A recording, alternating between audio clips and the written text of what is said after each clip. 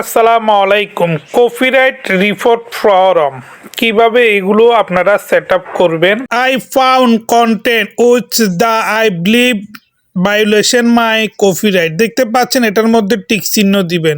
নিচে দেখতে পাচ্ছেন প্লিজ ক্লিক, এটার মধ্যে ক্লিক করবেন এবং কি দাফে দাফের নিচে চলে যাবেন এবং কি এখানে দেখতে পাচ্ছেন ইউর নেম, এটা হচ্ছে যে আপনার ফেসবুক আইডির নাম দিবেন এবং কি নিচে দিবেন ইন্ডিভিজুয়াল। তারপর নিচে আপনাদের দেখতে পাচ্ছেন কন্টেন্ট ক্রিয়েটার, এটা দিবেন মানে কন্টেন্ট না ভিডিও না ছবি। তো নিচে এটা এডিশনাল লিখে দিবেন এবং কি এখানে দেখতে পাচ্ছেন ফোন নাম্বার দিবেন, ইমেল দিবেন। তারপর আবার নিচে দেখতে পাচ্ছেন আউটসাইড, এটা দিবেন, এররে মিম দিবেন। তারপর আবার নামটা দিবেন আপনাদের, রাইট ওনার দেখতে পাচ্ছেন।